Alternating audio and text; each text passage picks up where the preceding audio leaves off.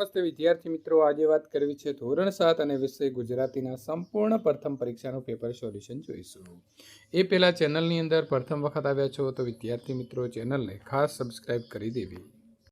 વિદ્યાર્થી મિત્રો, 7 તારીખ અને મંગળવારના રોજ આપણું ગુજરાતી પેપર રહેશે, જેમાં પ્રશ્ન નંબર 1ની વાત કરીએ તો વિદ્યાર્થી મિત્રો નીચે આપેલા દરેક પ્રશ્ન માટે સાચો વિકલ્પ પસંદ કરી જવાબ લખવાનો રહેશે. તો આ સંપૂર્ણ આપણે પ્રશ્નપત્ર મેળવવાના છીએ. સરકારી દવાખાનાનું જે છે તે કઈ જગ્યાએ શરૂ કરવાનું હતું? તો જે ગામચોરો હતો તેની ઓરડીમાં હતો. તો આ પ્રકારના પ્રશ્નો હોઈ શકે છે. સોનલના ભાભીએ નાગનું શેનું નૈવેદ્ય ધર્યું હતું? તો કુલેરનું કર્યું હતું. વિદ્યાર્થી મિત્રો, તમે પણ કુલેર ખાધી હશે. ચકુના મતે વિવાનની બીમારીનું કારણ શું હતું? તો વડાપાઉં અને પીઝા વધારે ખાતો હતો એ હતું. નીચેના પ્રશ્નના ઉત્તર 1-2 વાક્યની અંદર લખવાના છે. 5માંથી કોઈ પણ 4ના તમારે જવાબ આપવાના રહેશે. લેખકની ગાયનું નામ બોડી શા માટે પડ્યું હતું? તો લેખકને ગાયની શિંગડા ન હતા, તેથી ઘરના સભ્યોએ તેનું નામ બોડી પાડી દીધું હતું. મા દીકરો અત્યંત ચિંતાતુર ચહેરે શું નિરખી રહ્યા હતા? તો મા અને દીકરો ચિંતાતુર ચહેરે માણસ અને કુદરતનો તુમુલ યુદ્ધ જે છે તે નિરખી રહ્યા હતા. પ્રશ્ન નંબર 3, દિવાળીબેનનો કયો ગુણ ઉડીને આંખે વળગે તેવો હતો? તો દિવાળીબેનનો ઘસાઈને ઉજળા રહેવાનો જે ગુણ હતો તે ઉડીને આંખે વળગે એવો હતો. મૈનેન્દ્ર ભોજન સમારંભની અંદર કેવી રીતે આવ્યો હતો?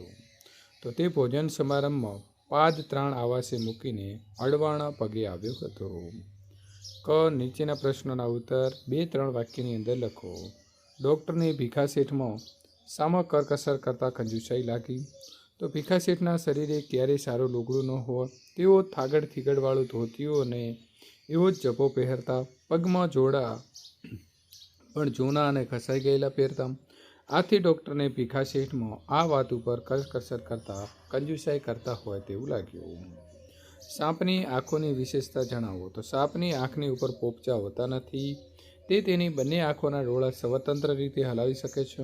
સાપ વધારે દૂર જોઈ શકતો નથી. દેશભક્ત કોને કહેવાય?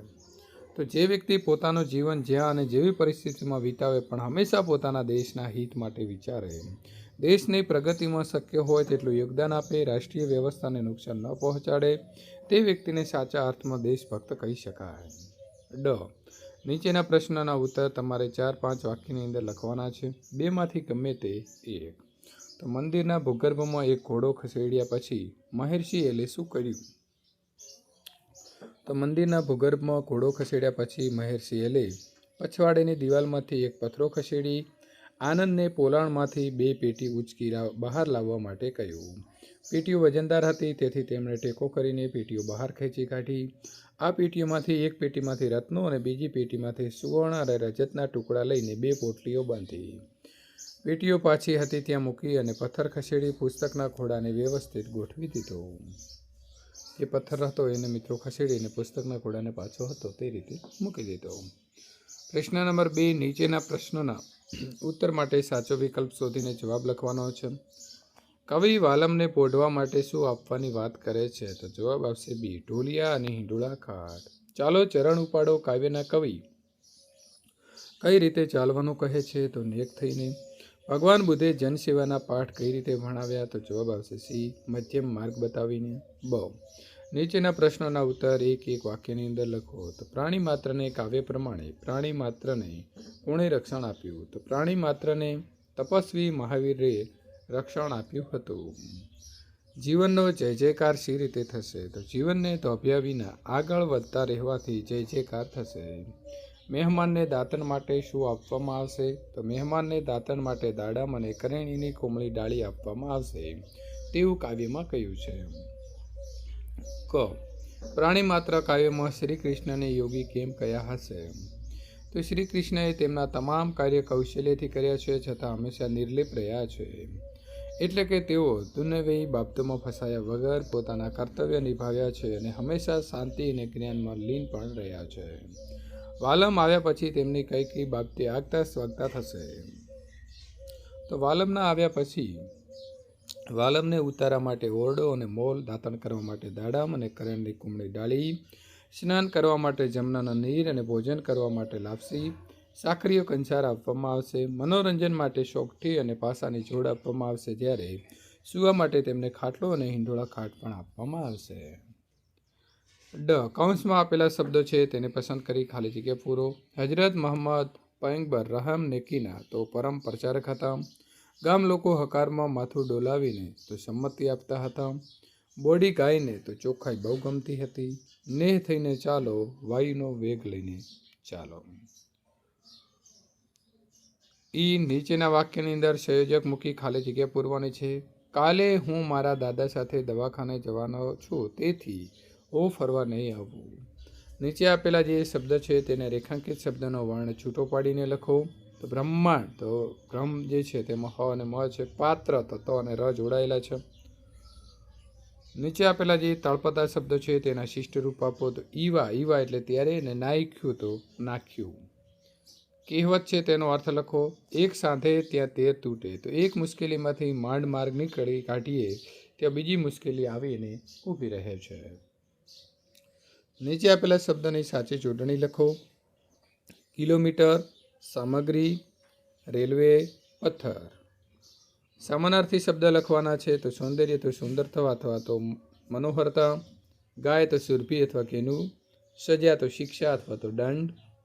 પરમ તો ઉત્તમ. વિરુદ્ધાર્થી શબ્દ લખો. તો પોતાનો તો પારકું. જય તો પરાજય. પ્રકાશ તો અંધકાર. સ્વાર્થ તો નિસ્વાર્થ. નીચે આપેલા શબ્દ સમૂહ માટે એક શબ્દ લખવાનો છે. જેનો કોઈ અંત નથી તેવું તો અનંત. જેને કોઈ ઉપપાર નથી તેવું તો આવશે અનુપમ. રૂઢિપ્રયોગનો અર્થ આપી વાક્ય પ્રયોગ કરો. હાથ પકડવો તો મદદ કરવી. ગરીબ વિદ્યાર્થીને શિક્ષકે હાથ પકડ્યો એટલે તે આગળ વધ્યો. નીચેના શબ્દોનો અર્થભેદ લખવાનો છે. તો ખાંસી તો મિત્રો આવશે યોગ્ય અથવા બરોબર, અને ખાંસી એટલે ઉધરસ. ગુણ તો સદગુણ, અને ગુણ એટલે ઠેલો અથવા તો કોથળો. નીચે આપેલા વાક્યમાંથી સર્વનામ શોધી અને લખવાના છે. કોણ દરવાજા ઉપર ઊભું છે? તો કોણ એ પ્રશ્નવાચક સર્વનામ છે. નીચેના વાક્યની અંદર અનુગની જગ્યાએ નામયોગી વાપરીને લખવાનો છે. શિક્ષકના પરિશ્રમથી વર્ગમાં સારું પરિણામ આવ્યું. તો શિક્ષકના પરિશ્રમના કારણે વર્ગમાં સારું પરિણામ આવ્યું.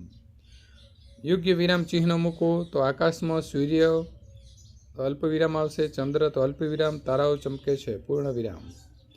નીચેના અનેકાર્થી પાત્રના બે તમારે અર્થ લખવાના છે. તો અહીં પાત્ર છે તો વાસણ.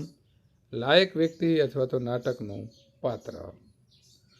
ત્યાર પછી નીચે આપેલું પત્ર લેખન છે. તો વિદ્યાર્થી મિત્રો, પત્ર લેખનની અંદર અહીં તમારું પોતાનું સરનામું, તમારો પિનકોડ અને તારીખ જે છે એ આપણે આજની પરીક્ષા જે છે 7 તારીખની લખીશું. હવે તમે તમારા જે મિત્રને લખવાના છો પાણીનું મહત્ત્વ સમજાવતો પત્ર, તો અહીં તમે લખશો પ્રિય મિત્ર, તમારો જે મિત્ર હોય તેનું નામ. ત્યાર પછી આપણે અહીં જે પાણી વિશે આપણને જે તકલીફો પડી રહી છે એ મેં અહીં વાત કરી છે. એ પ્રમાણે તમારે તમારા મિત્ર સાથે કેવી પ્રકારનો વાર્તાલાપ કરવો છે તે કરી અને તારો મિત્ર અહીં તમારું નામ લખવાનું રહેશે. ત્યાર પછી આપણને કંઈ મુદ્દા આપ્યા છે અને તેના આધારે વાર્તા લખવાની છે. તો સિંહ અને ઉંદરની સરસ મજાની વાર્તા તમે ઘણી વખત સાંભળી હશે અને તમને આવડતી પણ હશે. તો આ પ્રકારે લખી અને તમારે તેનો બોધ પણ લખવાનો રહેશે. ત્યાર પછી નિબંધની વાત કરીશું. તો અહીં રક્ષાબંધન નિબંધ આપ્યો છે. તો વિદ્યાર્થી મિત્રો, ભાઈ બહેનના પ્રેમનો તહેવાર એટલે રક્ષાબંધન સંપૂર્ણ રીતે તમે મનાવ્યો હશે. તો સરસ મજાનું વર્ણન તમારે તમારા આ શબ્દોની અંદર કરવાનું રહેશે. વિચાર વિસ્તાર પાકે ઘડે કાંઠા ચડે નહીં. તો મિત્રો, ઉંમર નીકળી ગયા પછી કંઈ શીખવું હોય તો શીખી શકાય નહીં. સરસ મજાનો વિચાર વિસ્તાર તમે કરી શકશો. મન મેલા તન ઉજળા, બગલા કપટી અંગ, તેથી તો કાગ ભલા, તન મન એક જ રંગ. તો વિદ્યાર્થી મિત્રો, અહીં પણ તમે વિચાર વિસ્તાર કરી શકો છો. બીજા વિષયના આ પ્રકારના સોલ્યુશન મેળવવા માટે અહીં આપેલી એન્ડ સ્ક્રીન ઉપર ક્લિક કરીને સોલ્યુશન મેળવી શકો છો.